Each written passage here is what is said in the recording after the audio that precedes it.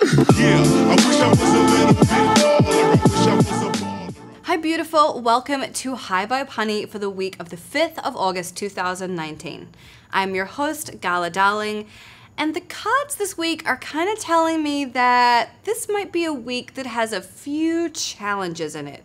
But the good news is we have tapping to deal with any blocks, any challenges, any stuff that comes up. So we are really gonna work on clearing that away so that you can have an amazing, positive, productive week that feels really good. And particularly, we're going to be focusing on perfectionism. This week's tapping is all about releasing that need for things to be perfect because it fucks us up so badly. So without further ado, let's look at these cards. Our first card is the Eight of Pentacles in the reverse position.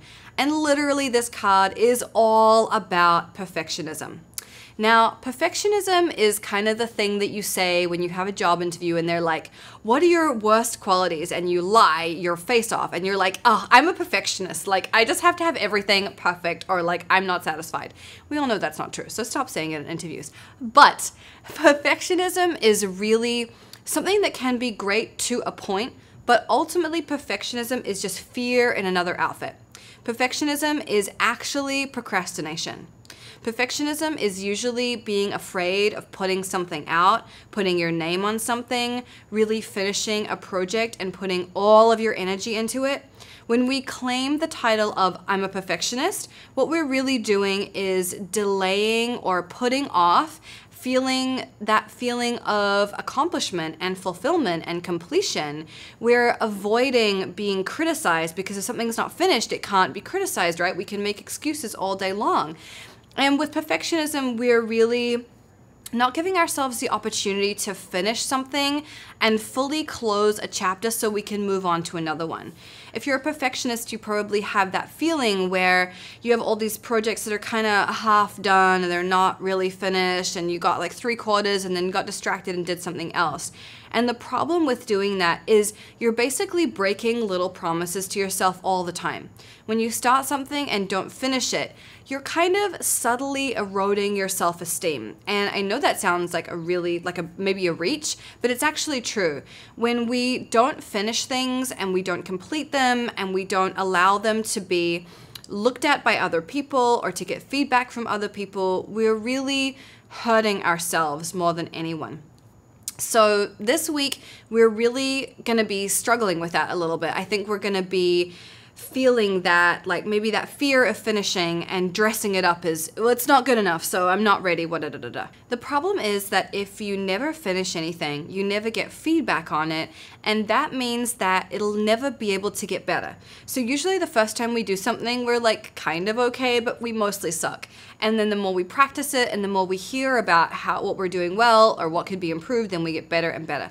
But if you never finish it in the first place, you're literally never going to get any better. So I really am going to encourage you this week to let perfectionism go. And don't worry, the tapping is going to make this way easier. But it's really just something I really want to urge you to keep working on things. Don't flake out. Don't quit when it gets tough. Keep going. Like my father always says, if it was easy, everybody would be doing it. And that's true. Like the things that are worthwhile, the things that are going to add to our legacy, create abundance, change our lives, make our lives massively better, are usually things that are challenging. Like if you are in a relationship and there's only so far that you can get into a relationship before you feel too intimate and emotionally overwhelmed, if every time you hit that point, you pull back and you withdraw and you're like, no, I can't go any further, your relationships are never going to get any deeper than that, and you're never going to progress to that next level, which probably is where you want to go in the future. So we really do have to push through.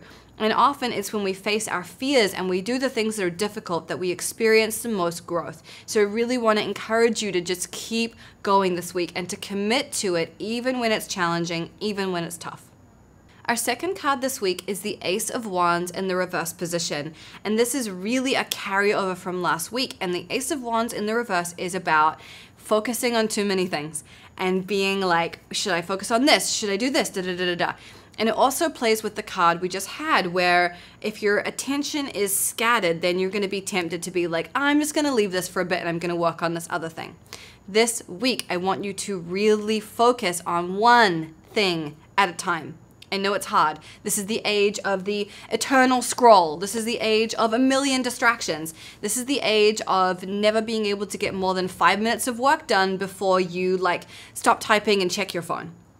But this week we want to really start to train ourselves to focus for long periods of time. Because when you can focus for a long time, you get into that flow state. But here's the thing. Every time you bump yourself out of the flow state, which is that kind of moment where everything comes together, it's easy, you're not thinking about it, it all is working. Every time you get flicked out of that, it takes 20 minutes to get back to that state. So my best friend, Shauna, is my graphic designer from We Are Branch, and she's a genius. She makes all my stuff look good, but she is so committed to her creativity and her process that she literally will put her phone in another room. She doesn't look at it. She like sits at her desk and she just works because she knows that if her phone is there, she's gonna look at text messages from me. I'm always texting her about like, what's the latest update on R. Kelly's prison case or whatever. Like, I can't help myself. So she has to be the disciplined one and put her phone in another room so she can really focus. And that's why she gets so much work done. She's not distracted by her phone all the time. So this week we're gonna cut out the distractions as much as we can. I also, like I said to you last week, this week I want you to cut some things out of your to-do list so that you have greater clarity.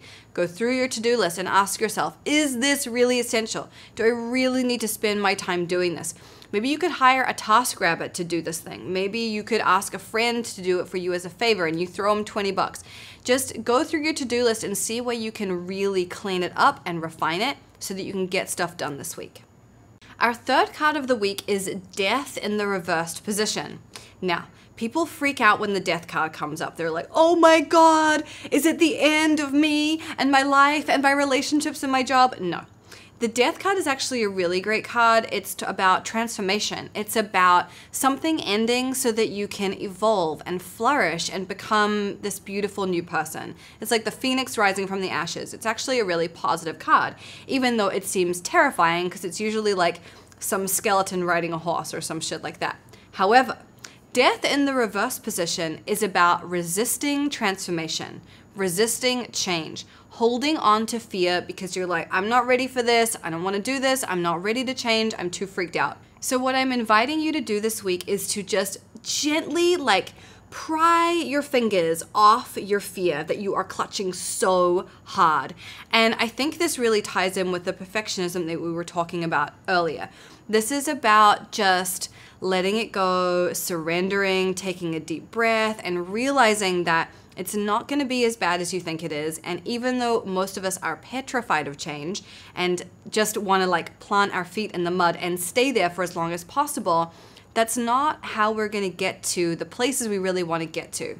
Like, I'm sure your life today is fine and dandy and whatever, but do you want it to be like this for another year or 3 years or 10 years? Surely there are things you want to change and evolve and try and do and expand into. So in order to do that, we really do need to let go of that fear that we have of change and let go of perfectionism and just keep it moving. So we want to be gentle with ourselves. You know, we don't have to beat ourselves over the head about change all the time, but we do want to let go of perfectionism because it's such a major sticking point for so many of us. So we're going to tap on that this week. And I think it will really help you, and this is a great one to come back to when you're feeling those urges to be like, it's not ready, it's not good enough, and all those things we tell ourselves. This is a really good one for you to revisit whenever you need to.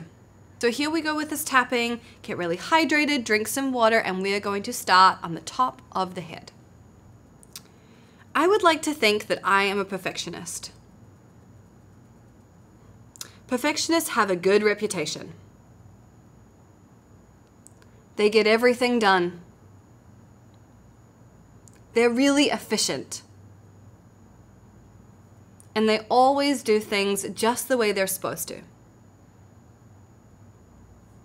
Some people think that being a perfectionist is a really positive personality trait. But the truth is, perfectionism is just fear. The truth is, perfectionism is just procrastination.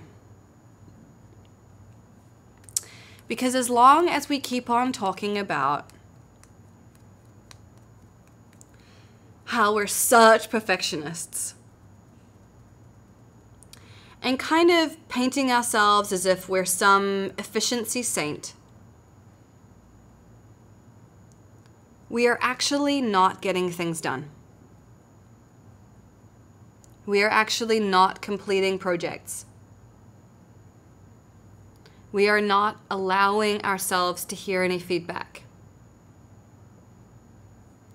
And really, we're just playing small. But it's playing small in this societally accepted way. Being a perfectionist is an acceptable way of saying, I'm terrified. And even though you may want to do things to the best of your ability, and that's a wonderful desire to have, it's important to remember that the first time you do something, you will probably suck at it. It'll probably be pretty shitty. It definitely won't be your best work. How could it be? You don't have any practice. This week, I am embracing the suck. This week, I am making space for it to not be perfect.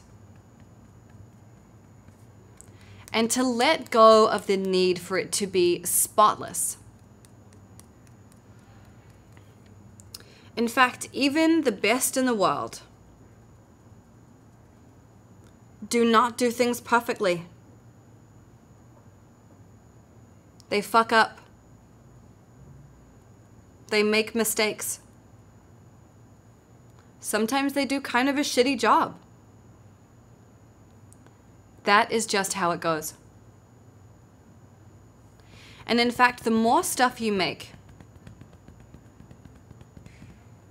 the more there will be a variety of good stuff and shitty stuff. Not everything I do has to be a winner. And I am letting go of that need this week. I'm letting go of my perfectionistic tendencies. Because I know that ultimately they are just holding me back. So even though in the past I have been a perfectionist, and this is something I struggle with, this week I am choosing to let it go. Even though I have been a perfectionist in the past,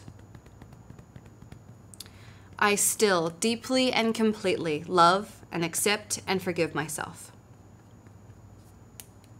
And so it is. Okay, deep breath in, hold it at the top, and let it go. And this week's homework, I would love for you to comment below and tell us, what is one thing you are crossing off your to-do list? Because Abraham Hicks always says, you'll never get it done. And that is really refreshing to me, to know that no matter how many things you want to achieve or things are on your to-do list, you will never get it finished. That's the nature of it. We will never get it all done. And sometimes it's kind of a relief to realize that. Like, doesn't that take the pressure off? So I want you to comment below and tell us one thing you're like, fuck that, I'm no longer doing it. I'm not doing this. And it could be a practical physical task. Like, I am no longer going to go to the post office. I am going to have FedEx come and collect it from me. Or it could be an emotional task that you're doing, like people pleasing or saying sorry all the time or anything that's draining your energy. You can take those off your to-do list as well. So I would love to hear what those are, and go through and like as many other people's comments as you can, just so they know that they're not alone and that you fully support them in taking this thing off their to-do list for good. There's lots of good stuff coming, so stay tuned. Next week's High Vibe Honey is beautiful, and you're doing a great job, so don't forget that. Just remember that you're killing it, and I'm proud of you, and you just gotta keep on trucking. I believe in you.